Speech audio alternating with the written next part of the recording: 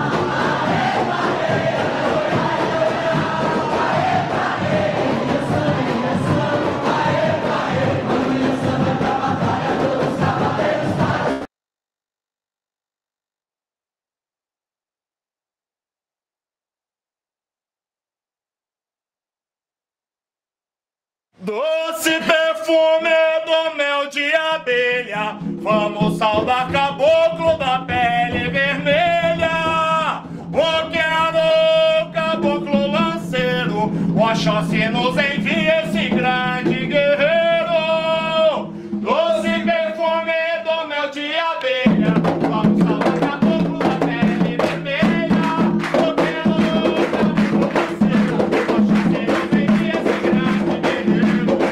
Cheiro de sangue vai lavando o ar, a cachaça passa e caboclo voltar. Na cachoeira, o roça e Maria, caboclo carejava e a presa corria. A tinha sua lança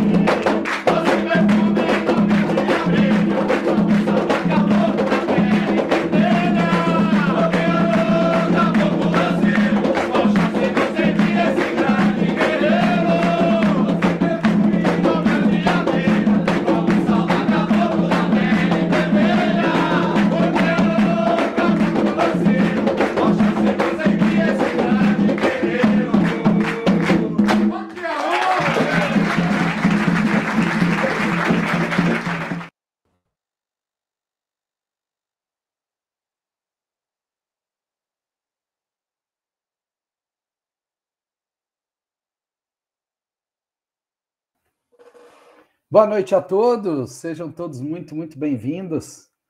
Como é que estamos, pessoal? Todos bem? Estamos começando mais uma aula do nosso tema livre, que são as aulas que vão fazer parte nesse período agora nos meses de abril e maio.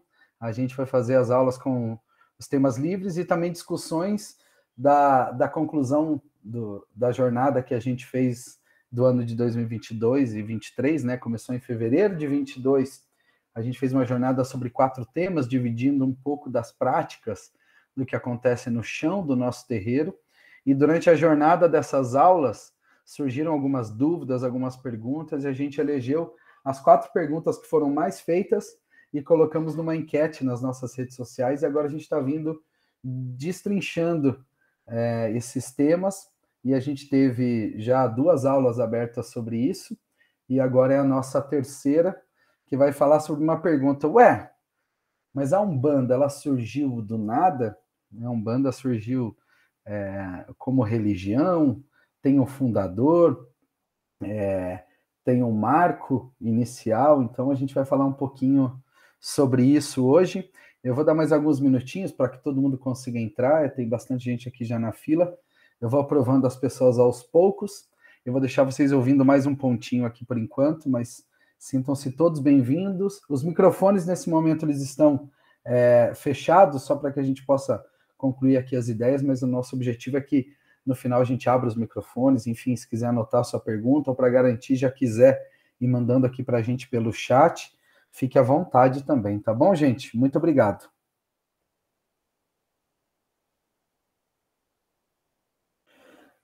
Deixa eu escolher aqui um ponto legal enquanto a gente espera todo mundo entrar. Se alguém tiver alguma sugestão, já manda aí para a gente também no chat. Vamos escolher uma, deixa eu ver um que eu estou aqui na minha cabeça. Vamos ver. Esse aqui é bom.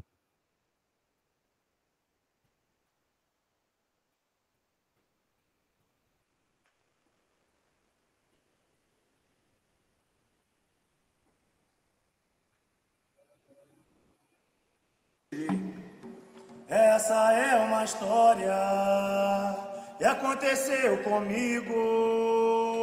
Andava pela rua e no caminho só perigo. Eu não tinha paz, eu não tinha verdade. Nos caminhos da amargura buscava felicidade. Foi então que no meio da encruza avistei um homem com tridente na mão. Me disse: moço, não temas o perigo, pois Exu é o caminho. Estou aqui para lhe ajudar. Quando precisar é só chamar por mim. Sou seu amigo e guardião, eu me chamo Tiriri. Quando precisar é só chamar por mim. Sou seu amigo e guardião, eu me chamo Tiriri. É Tiriri, rei da encruza, é Tiriri, rei da calunga. Seu Tiriri é rei em qualquer lugar, pois não há portas fechadas quando vem a trabalhar. É Tiriri, rei da encruza, é Tiriri, rei da calunga. Seu Tiriri é rei em qualquer lugar, pois não há portas fechadas quando vem a trabalhar. Essa é uma história.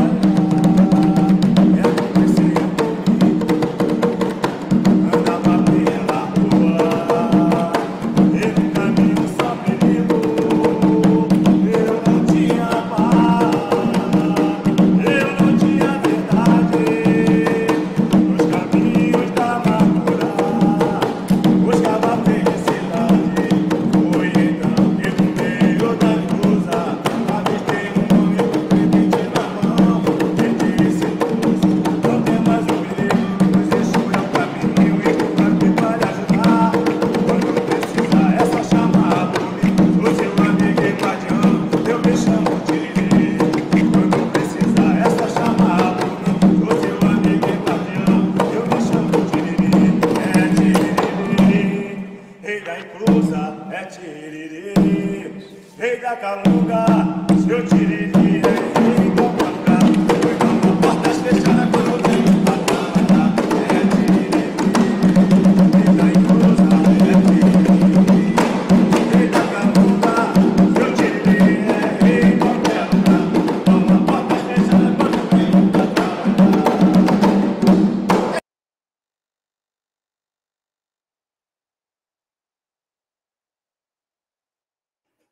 Fala, pessoal, agora sim.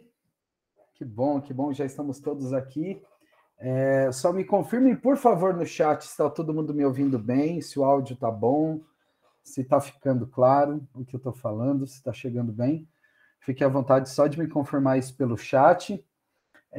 Só lembrando também que nós estamos, além dessa aula estar acontecendo aqui ao vivo, pelo chat, aqui pelo Meeting do Google, a gente também está gravando essa aula e a gente vai disponibilizar ela no nosso canal no YouTube, então fiquem à vontade também de compartilhar com quem vocês quiserem. E então, como eu estava falando no começo, um pouquinho antes de todo mundo entrar, a gente está nessa jornada agora da nossa aula, né, está chamando carinhosamente de Teologia de Umbanda, o Teu com U, né, em referência à nossa casa, muito mais para dividir as práticas do que a gente faz na nossa casa, as formas que a gente aprendeu com a nossa ancestralidade, com os guias no chão da nossa casa, com os mais velhos, com o meu tata, com os pais e mães de santo que eu tive a oportunidade de conviver e todo esse aprendizado. Então, lógico, o objetivo aqui não é trazer nenhuma verdade absoluta, e quem tiver algo a contribuir, fique à vontade de mandar para a gente lá no chat do YouTube, enfim, todos os canais de contato que a gente tem para que isso sempre melhore, né? A gente iniciou essa jornada a pedido do nosso pai da casa, que é o Caboclo Cobra Coral, lá do terreiro de Umbanda Universalista de Curitiba, para quem está vendo no YouTube. O YouTube acabou entregando esse vídeo. Nós somos um terreiro de Umbanda que é localizado em Curitiba, e a gente iniciou essa jornada das aulas aqui gratuitas na internet em fevereiro do ano passado. Passamos por 4 temas maravilhosos no ano passado, e cada tema com 4 aulas. Estão todas disponíveis também no nosso canal. E agora, desde março para cá, finalzinho de março e vamos até maio, a gente está fazendo aulas abertas aqui, sem apresentação, sem uma didática construída, muito mais para que a gente possa discutir os principais temas que foram trazidos durante a aula, como dúvida, como contribuição. E a gente, com esses principais temas, a gente chegou em 4, e esses 4 participaram de uma enquete nas nossas redes sociais. Eu estou vindo por ordem de votação. Já desde o começo eu falei que todos iam ser falados, né? Mas foram vocês que decidiram a ordem desses assuntos. Então a gente começou por outros assuntos, e hoje a gente vai falar sobre o terceiro tema mais votado, que foi a pergunta: a Umbanda, ela surgiu do nada? A Umbanda, ela começou a ser praticada em algum lugar? A Umbanda veio da África? A Umbanda veio da onde? Então, esse questionamento é muito pertinente, na verdade, principalmente que hoje a gente já vive uma era de muitas pessoas que nasceram dentro da Umbanda, vivem a religião desde que nasceram, ou muitas pessoas também estão dividindo conteúdos de forma bem construtiva, para que as pessoas tenham orientação sobre a religião, sem tirar a principal qualidade dela, que é a oralidade, que é o popular e natural dela, dessa multiplicação através das práticas de dentro de um terreiro.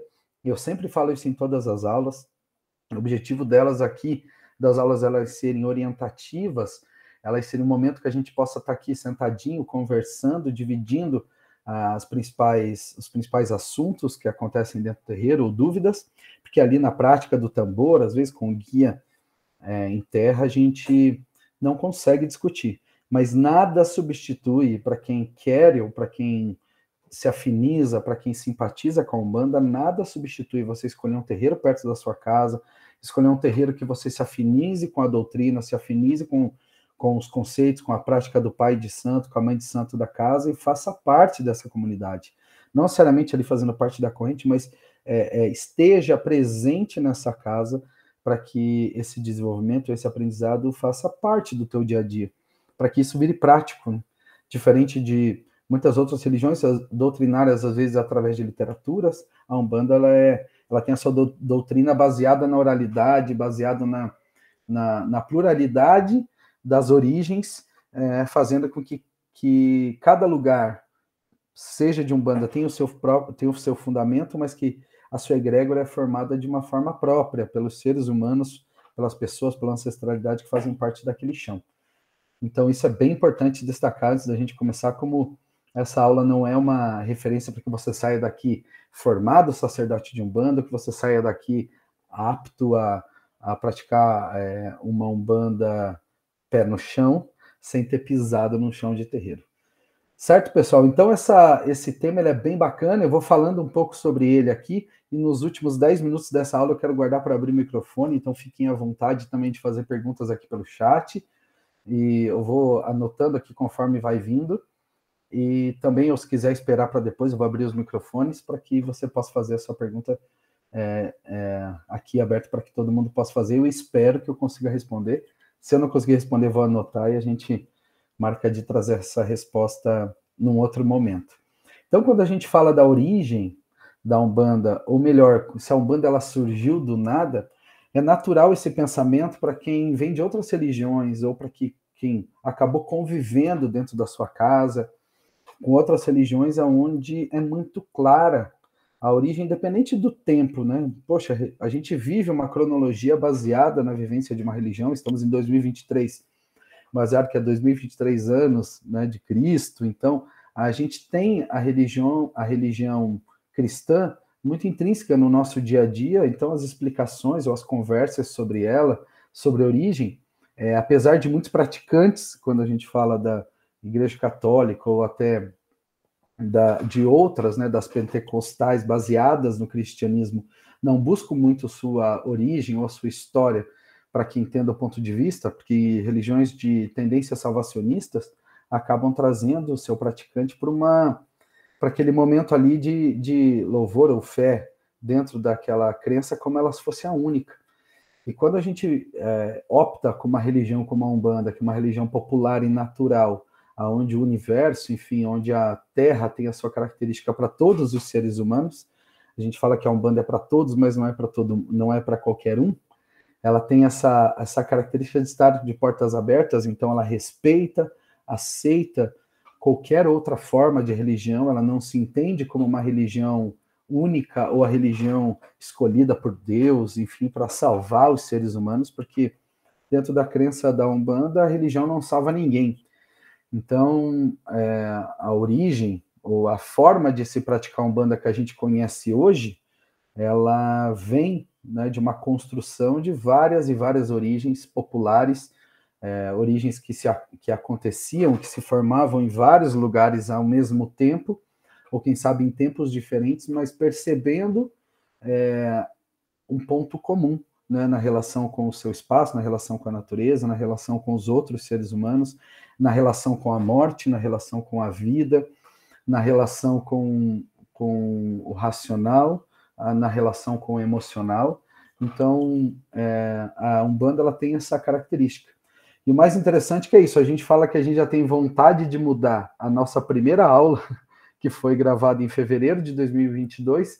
Imagine a Umbanda que tem toda essa jornada, se ela já não foi se transformando a cada vivência. A gente fala dentro do terreiro que cada gira, ou cada trabalho que a gente faz tem a sua particularidade, porque a gente aprende muito com a Umbanda, e esse é o maior exercício, é a gente estar atento.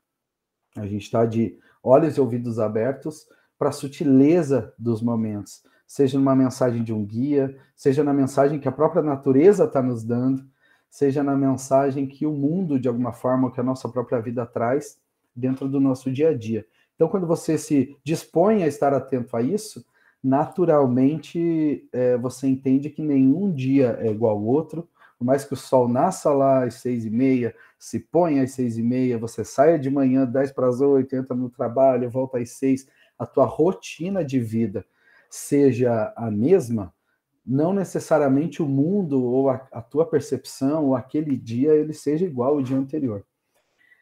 Essa percepção que eu estou tentando construir é muito importante para a gente falar sobre a origem da Umbanda, porque quando a gente fala, existem várias e várias interpretações ou várias e várias conceitos que trazem isso, e eu acredito que quem busca esse sentimento muito mais doutrinário, explicativo, para colocar isso, por exemplo, numa literatura, ou dentro da sua construção do terreiro, a gente veio daqui, deste momento, é natural se apropriar de fotografias da história onde isso foi colocado dentro do assunto.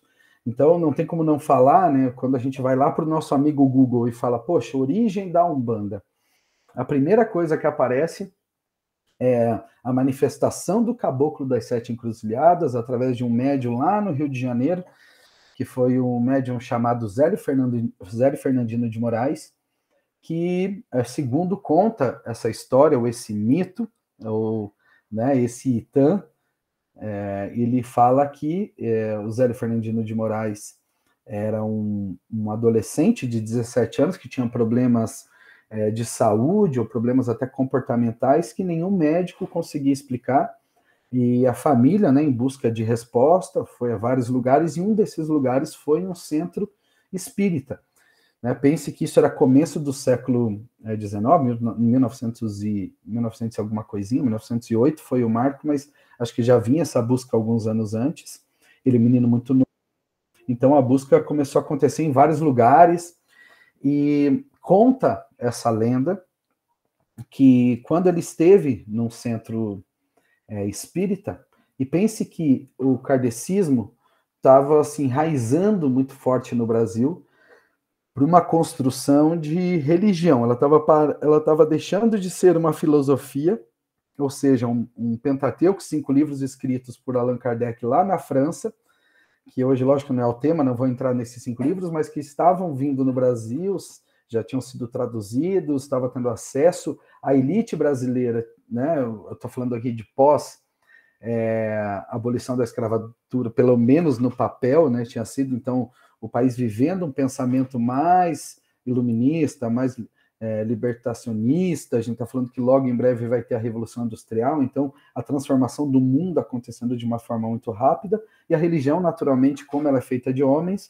a situação histórica da humanidade no momento que a religião acontece, ela reflete, a história humana no momento que ela acontece reflete também na percepção de religião daquele momento da história.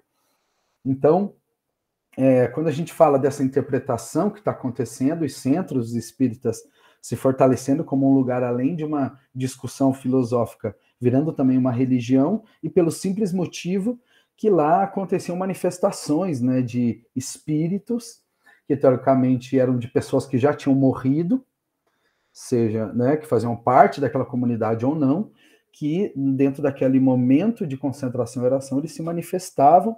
Eles vinham e eram espíritos de médicos, advogados, pessoas importantes da sociedade da época, que mesmo após a morte traziam conhecimento e direcionamento, né, espíritos considerados para o movimento espírita como mais evoluídos, traziam aprendizados, porque dentro da percepção espírita, o espírito que está aqui habitando num corpo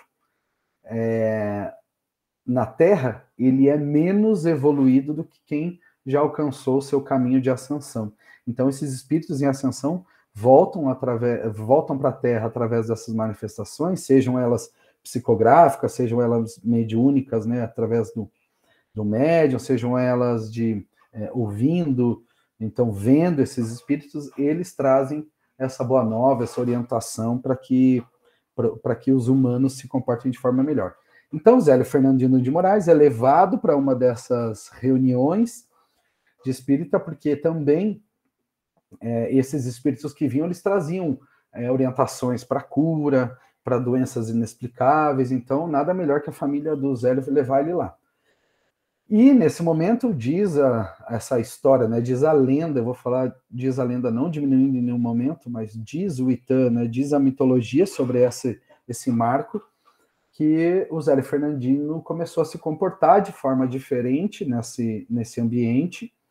Ele começou a falar como se não fosse ele. Ele começou a ter uma dicção diferente, ele começou a falar palavras que não faziam parte do vocabulário dele. Ele era um adolescente de 17 anos, naquela época, sem muita instrução, então ele trazendo palavras mais aprimoradas, ele trazendo coisas ali, conhecimentos, e aí uma pessoa da mesa que já fazia parte daquele espaço questionou, mas peraí, poxa, você é quem?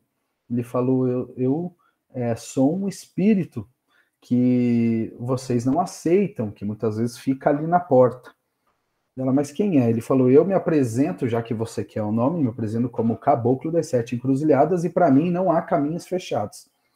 esse conta a história, e aí ele conta também a origem, né, como o olhar espírita fala que um espírito ele teve várias vivências, além dele se apresentar como caboclo das 7 encruzilhadas, ele fala também que ele foi ele teve uma outra vivência super importante para o catolicismo, ou para a história da humanidade, num outro momento, e assim ele vai construindo aquele caboclo que traz a credibilidade, e ele fala que já que naquele ambiente pretos, caboclos, pessoas simples não teriam espaço, ele fala que ali estava faltando uma flor, né? Ele usa essa analogia, segundo a história, ele fala que a partir dali ele vai fundar uma religião com o nome Umbanda, e tem gente que diz que ele não falou o nome Umbanda, tem gente que diz, enfim, mas que ele falou o nome Umbanda, mas ele iria fundar uma religião aonde aqueles espíritos, sejam eles de pretos, sejam eles de caboclos, sejam eles de crianças, seriam aceitos, já que ali naquele ambiente eles não eram aceitos. O que vocês acham? Podem dividir aqui no chat, pessoal, por favor.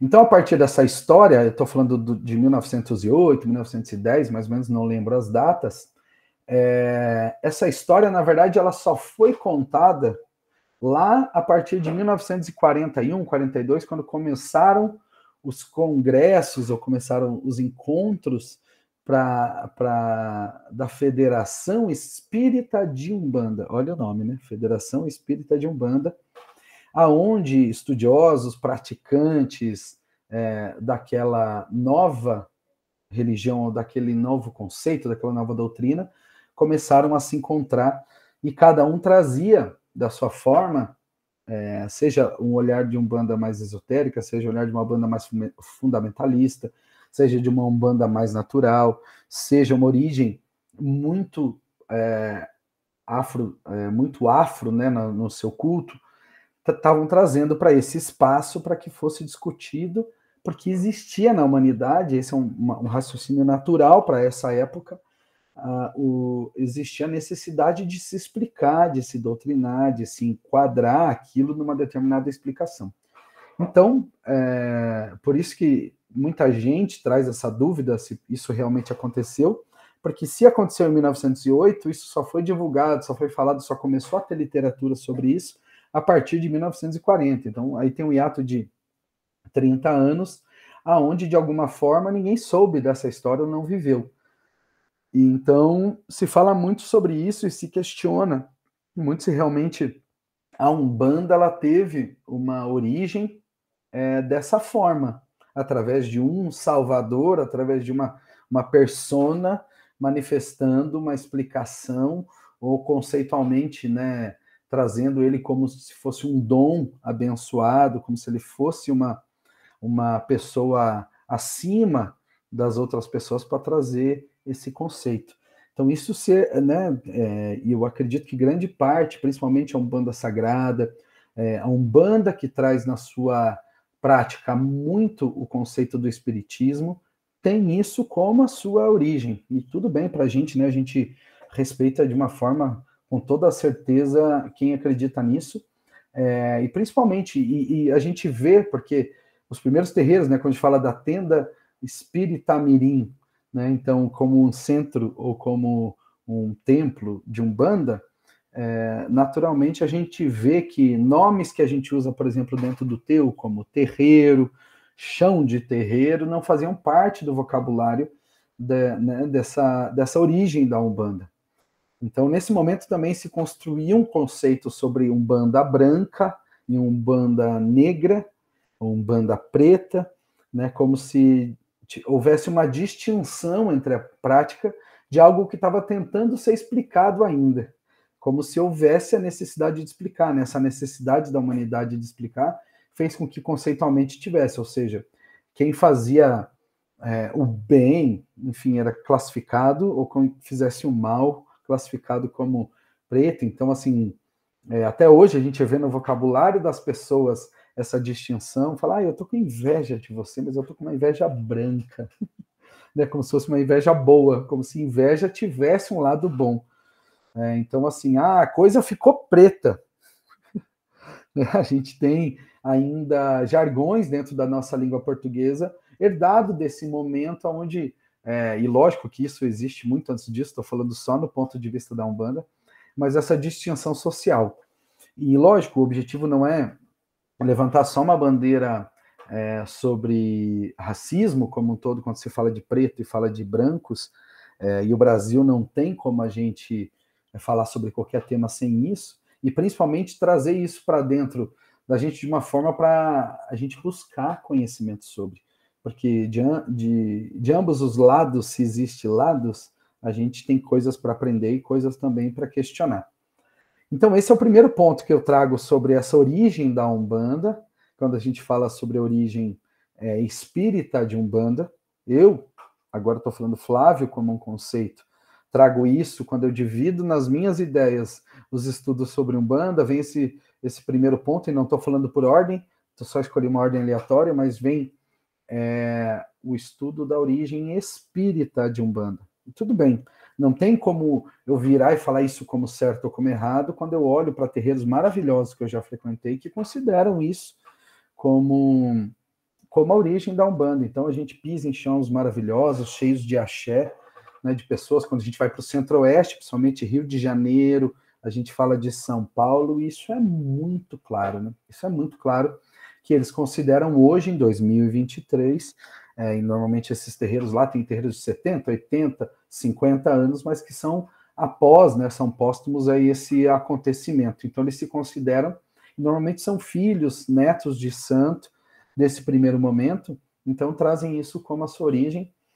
Quando a gente pega a vertente da Umbanda Sagrada, como eu falei, de Rubens Saraceni em São Paulo, que tem uma participação muito grande, quando ele vem para Curitiba e olha a vertente de Pai Maneco, que também, poxa, é o maior terreiro do mundo, fica aqui em Curitiba, e não só sobre isso, mas existem vários pais de santos e vários terreiros que praticam essa forma de Umbanda, então poxa, maravilhosa, a gente super respeita, e também trazem isso como a explicação ou da origem da Umbanda. Então, esse primeiro ponto sobre a originalidade espírita da Umbanda está baseado muito nisso. E aí, o segundo ponto, que ele não é menos, não é mais nem por ordem, existem outras que eu vou tentar colocar nesse segundo tema, não dizendo como certo ou errado, mas para a gente discutir juntos aqui o ponto de vista, e no final eu vou trazer o que a gente traz para dentro do teu, como origem da Umbanda.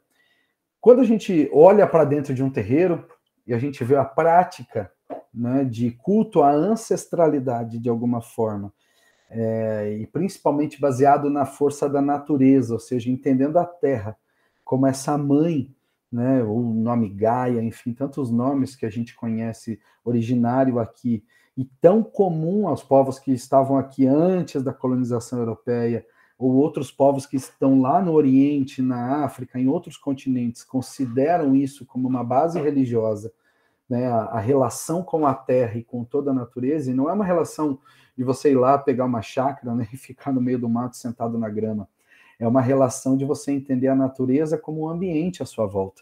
O chão, o céu, a terra, a lua, o sol, né, tudo que compõe esse ambiente como influenciadores, como a gente como parte disso, e não a parte disso. Acho que eu já falei isso em algumas aulas anteriores, principalmente quando eu falei de família de almas, mas são religiões que trazem essa base, são doutrinas, são dogmas que trazem essa base. Isso também fez parte, né, de cultos ou de religiões que formaram a Umbanda no nosso ponto de vista. Então, quando a gente olha aqui, e eu vou me restringir ao Brasil, porque senão a gente ia ficar nessa aula aqui várias e várias horas, mas considerando, eu já repeti isso em várias aulas, a Umbanda como brasileira, isso é bem importante quando a gente fala de uma origem africana, quando a gente usa um nome Yorubá dentro do nosso chão, quando a gente usa uma palavra banto para um guia nosso, ou quando a gente fala de um tambor zazi dentro de como, né, a prática de inquice dentro do nosso chão de várias partes da África, ou a gente pratica rezos no nosso chão, ou a gente traz práticas de pagelança originária para dentro do nosso chão, a gente também está falando na nossa origem originária, Então, a Umbanda como 100% brasileira, que por mais que a palavra que a gente use, Ogum, seja Yorubá dentro do nosso chão, dentro do terreiro de Umbanda Universalista, Ogum ganhou uma egrégora, uma força da nossa ancestralidade, quem sabe, pouco diferente do que se interpreta Ogum lá na África. E a gente sempre fala isso, é bem importante lembrar, porque hoje a gente acredita que como se Candomblé ou Umbanda fosse uma filial, né, religiosa no Brasil de uma Umbanda que é praticada na África. Mas se a gente tivesse a oportunidade de entrar todo mundo aqui num avião e a gente fosse lá na África, descesse no aeroporto e falasse, por favor, eu estou falando da África de forma generalista, né, porque quando a gente fala do continente africano, práticas religiosas é exatamente como o continente americano. Falando só do Brasil, que ocupa grande parte desse continente, né, um dos maiores países geograficamente falando do mundo, a gente já vê práticas de origens, diversas. Imagine a África, que continentalmente é proporcional à América, né? Então, imagine quantas práticas diferentes. Mas a gente escolheu lá, vamos supor, a costa leste ali da África, enfim, a região Bantu, a região ali do Reino do Congo, a gente pousou ali e perguntou, pessoal, você pode levar a gente, por favor, num terreiro de candomblé? Eles vão falar, o que é isso? Leva a gente, por favor, num terreiro de Umbanda? Eles vão falar, como assim? Não, mas como assim? Não é daqui que veio?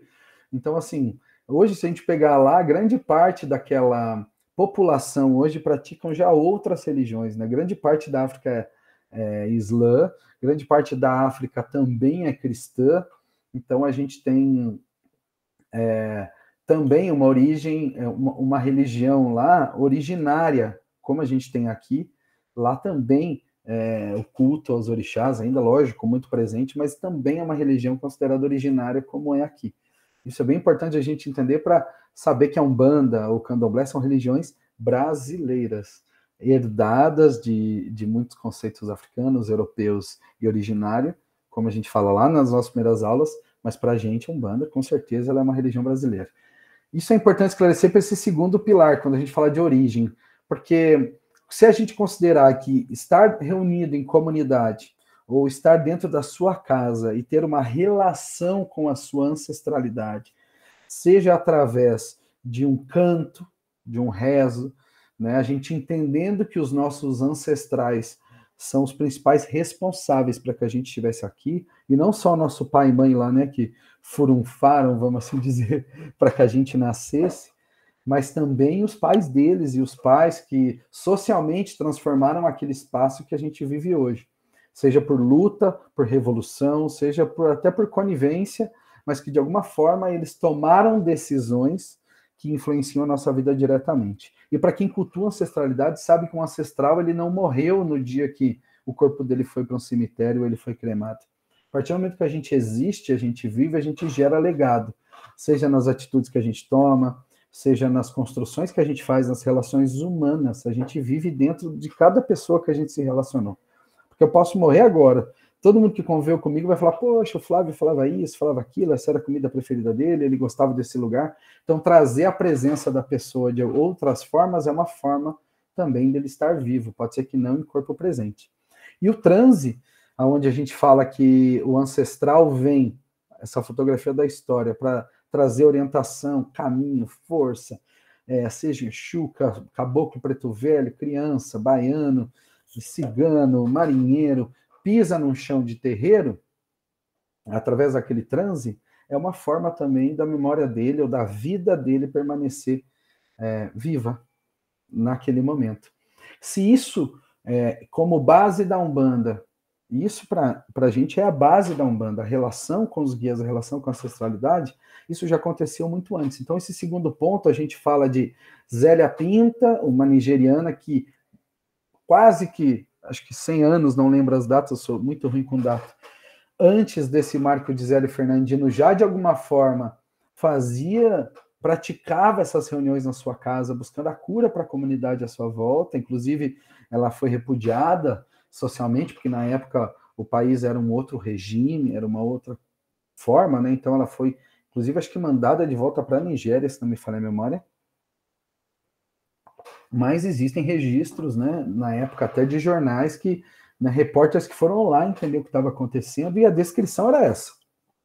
Vejo aqui à minha frente tambores batendo e cantos em alto e bom som, evocando espíritos imortos para que eles venham através do corpo das pessoas que são praticantes dessa fé, para que tragam orientações, para que tragam medicações, muitas vezes, né, para a comunidade à sua volta. Olha só, está descrevendo um terreiro de Umbanda.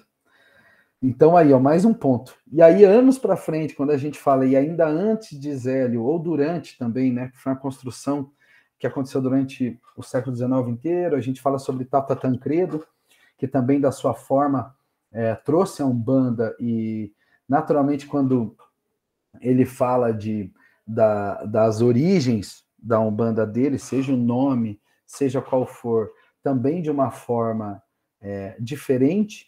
E quando se construiu socialmente esse marco, por que o marco do Zélio Fernandino ele é importante, independente de acreditar nisso ou não? Porque ele fez com que quem não praticasse aquilo ficasse à margem. Ou seja, não foi só o fato de considerar Zélio Fernandino para quem acreditava, foi o fato de, como ao olhar de outras religiões, aquilo ficou como se fosse a única verdade. Então, todo mundo que de alguma forma acreditava ou vivia uma Umbanda diferente daquilo, ficou à margem. Ficou esquecido, ficou, né, de alguma forma discriminado. Ou seja, então, práticas que não faziam parte daquela doutrina construída por esse marco de Zélio Fernandino de Moraes ficaram de lado, ficaram esquecidas, ou pior, ficaram marginalizadas de uma forma até agressiva, né? Ou seja, teve repreensões sociais, como a gente vê até hoje, né? Então, assim, quando a gente fala, então, de origem da Umbanda, agora, né, aterrissando dentro do nosso chão de Umbanda, a gente respeita todas essas origens, mas o importante é o olhar histórico, e quando a gente fala de um terreiro de Umbanda universalista, hoje a gente vê muito uma prática da isenção, como se o universalismo fosse descolar, né, uma nova Umbanda de uma história antiga para se construir-se tudo, aceitando tudo, braços abertos para tudo, gratiluz, como se fosse só isso e não defendesse, né, de ficasse em cima de um muro social para agradar a todos. Se você acredita em Zélio, vem para cá. Se você acredita em Tata Tancredo, se você acredita que a Umbanda é isso, vem para cá. Não é esse a nossa posição, e é muito importante a gente deixar claro isso.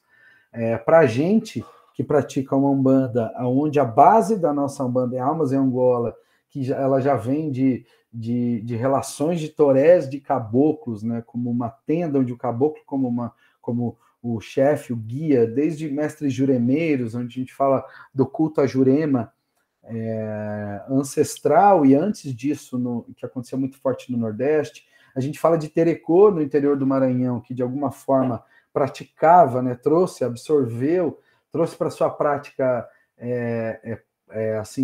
doutrinas africanas e também rezos europeus, né, a gente pode falar dessa forma, sem tirar o pé da sua terra, o povo que sempre habitou essa terra antes da colonização, a gente tem essa característica. Então, para a gente, a partir do momento que se cria uma doutrina, ou uma crença, ou um marco, ou um itã, ou uma mitologia de Zélio Fernandino de Moraes com o Caboclo das Sete Encruzilhadas, em que o objetivo é segregar, para a gente não faz sentido.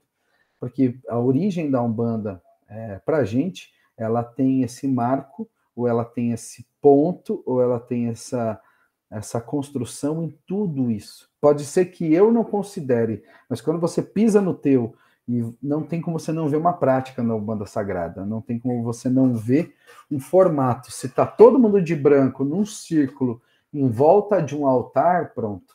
Aí a gente tem uma prática influenciada por esse marco de Zélio Fernandino de Moraes.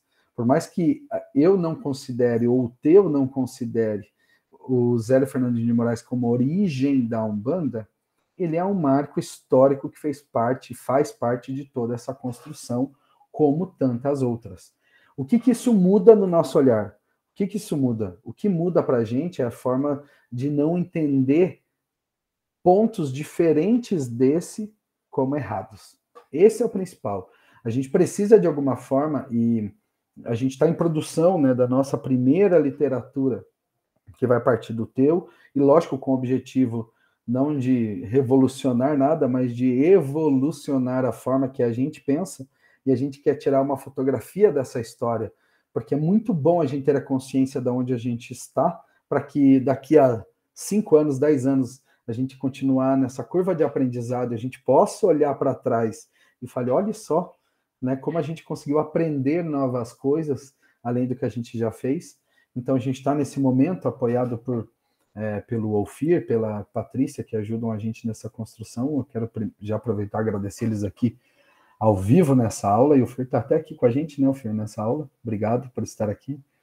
Então, assim, é um desafio para a gente falar de tudo, se posicionar de uma forma construtiva e sem, direcionar por um lado, porque sem opinião não há construção. A gente precisa ter essa base para que a gente possa construir um alicerce firme no que a gente faz. Então, quando eu olho para dentro da nossa casa, olho a origem do meu tata, né? Olho a minha origem de quimbanda brasileira, olho a minha origem como um banda pé no chão, não tem como não falar, né? Uma banda que tem a sua relação com a natureza através de um orô, que tem a sua relação com a natureza através de um trabalho de praia, de lá pisar, e não olhar Iemanjá como aquela imagem, mas olhar aquele mar que lava o nosso corpo, né, como um elemento de natureza. Estou falando disso que a gente teve nesse último, né, ontem, na verdade, eu falei esse último final de semana, não, ontem, o nosso trabalho de praia de 2023. Então eu estou ainda com sal no cabelo, pretendo ficar alguns dias. Então, assim, não tem como falar, né, de uma prática de umbanda só com os 2 pés dentro de um concreto de uma igreja fechada, né, como muita característica espírita tem, né, como um espaço, como se as coisas só acontecessem ali. A umbanda ela é natural a todos.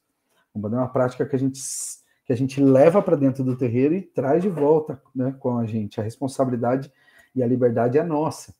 Então isso é bem importante, né? A gente escuta muito isso dos nossos guias. Então ter isso como uma construção evidente dentro da nossa prática é fundamental.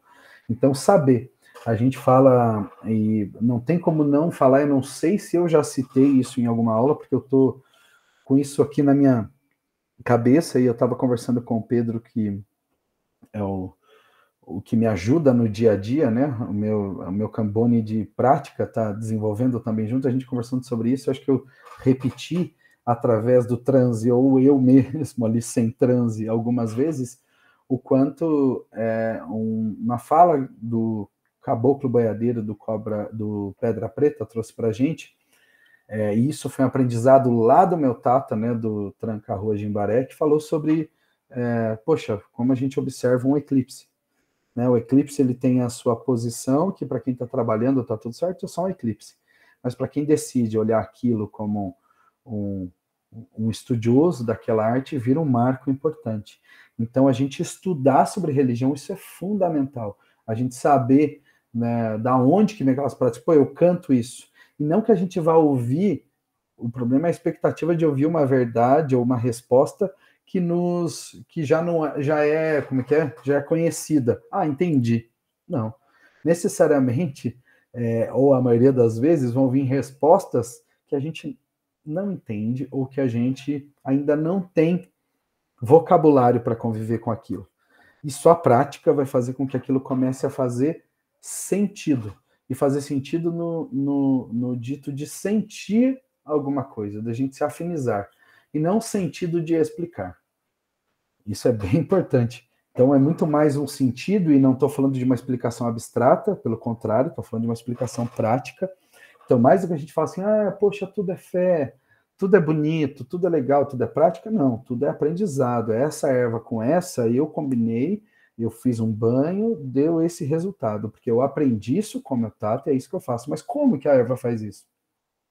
Através do conhecimento popular e natural que vem da oralidade da Umbanda. Isso, naturalmente, não faz parte de quem quer colocar a Umbanda em caixas ou em explicações doutrinárias como outras religiões que têm sua base em literatura, têm a sua base, né, em dogmas. Então, assim, Isso é bem importante a gente falar. Nossa base é em egrégora. A gente constrói nosso terreiro em egrégoras, e egrégoras são formadas por pessoas. Quando a gente pisa lá dos nossos 30 e poucos filhos no nosso chão, mas as 40, 50 pessoas que pisam da comunidade lá para abrir uma gira, a combinação daquelas pessoas fazem com que aquela gira, fundamentada na Umbanda, ou seja, a gente abre com a nossa defumação, a gente chama o nosso guia espiritual, que é o Gumegê, a gente sauda a nossa ganga, a nossa vida de força de Exu e Pombogira, feito energia na força, então a gente sauda aquela energia, depois a gente bate a nossa cabeça, sauda o nosso couro e abre a nossa gira, está fundamentada na Umbanda, mas o que vai acontecer através dos guias que estão pisando naquele chão, com a ancestralidade de cada um que está ali, é ímpar. E esse é o ponto da Umbanda. Então, se a gente pensar assim, poxa, a Umbanda surgiu do nada? Não.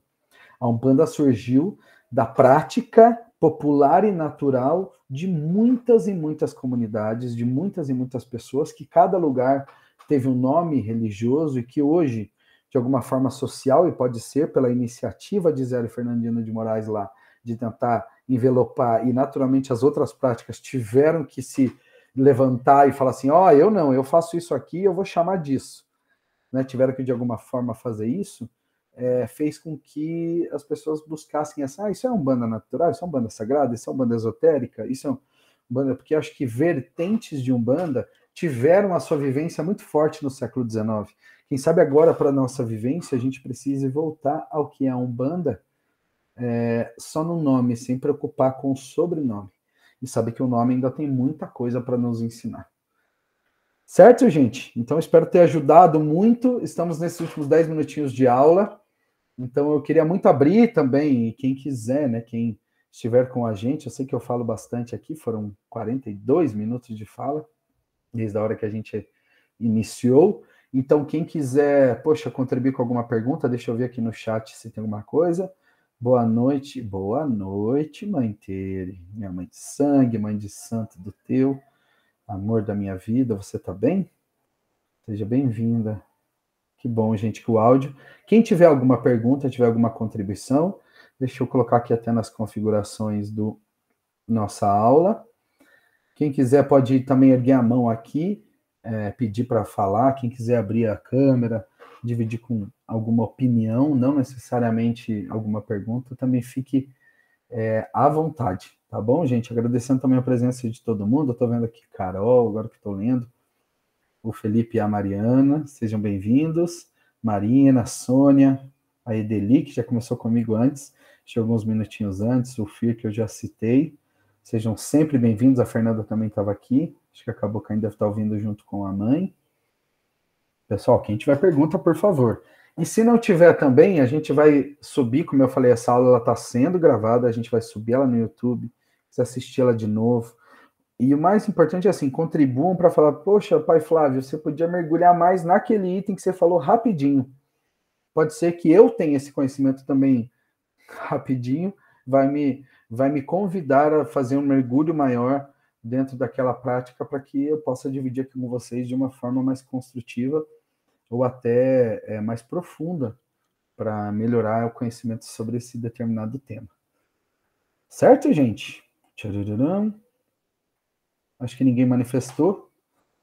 Então tá, pessoal, eu vou, antes de tudo, agradecer vocês pela presença nessa aula de hoje e volto a falar, nós estamos com, quem estiver em Curitiba assistindo essas aulas, nós estamos com as nossas aulas abertas de Umbanda, nossas giras de Umbanda abertas todas as terças-feiras, 19 horas, lá no Teu. Sigam nas redes sociais, é Umbanda Teu no Instagram e no Facebook.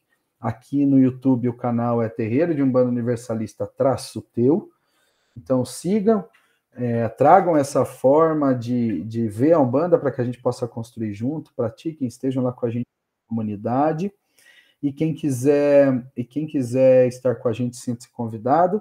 Nosso calendário fica sempre lá disponível, temos outras atividades dentro do Teu, que envolve mais de 50, 60 pessoas, que é desde produção de marmitas para distribuição, a gente tem nossas giras fechadas, temos as práticas do tambor, a gente tem um quarto no nosso terreiro disponível só para terapias holísticas, que vão desde massoterapia, teta healing, auriculoterapia, reiki. Então, sintam-se à vontade também de participar e sempre convidados a essas nossas aulas, dividindo mais um pouquinho da jornada. A gente tem agora só mais uma aula, que é daqui 15 dias, dentro do mês de maio, sobre os temas livres, e aí a gente vai ficar quase que 20 dias sem aula, e a gente começa lá no final, acho que quase em junho, não lembro a data, a gente começa a nossa segunda jornada de aulas, que aí volta com material didático, volta com material de apoio, para esse segundo momento dessa construção, onde a gente pretende mergulhar, sair um pouquinho mais desse tema, um pouquinho mais filosófico, de mudança de pensamento, que é importante, e depois a gente entrar um pouquinho mais no tema prático, para que a gente tenha uma noção um pouquinho melhor, né? Que a gente possa construir isso. Certo, pessoal? Gratidão a todos, que todos tenham uma ótima noite de domingo, e nos encontramos na próxima aula, pessoal. Deixa eu encerrar aqui a gravação.